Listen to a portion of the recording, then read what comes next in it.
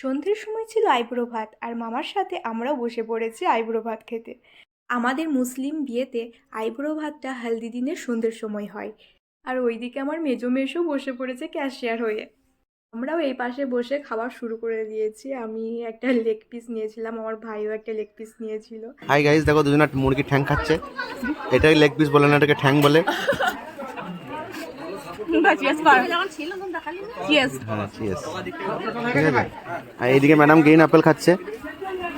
হ্যাঁ, green Apple খাচ্ছে madam. আর ওইদিকে হ্যাঁ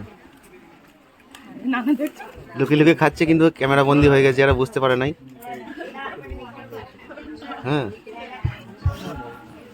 লেগ পিস শেষ হতে না হতে আমরা আবার নিয়ে নিয়েছি ডিম। আমাদেরকে দেখে মনে হচ্ছে আমরা কখনো খাইনি, আবার তার উপর নিয়েছে পুরো মুরগিটাকে নিয়ে নিয়েছে। আমাদের এতে হচ্ছিল না, তাই ভাবলাম যে চলো পুরো মুরগিটাকেই তুলে নিয়ে চলে আসি।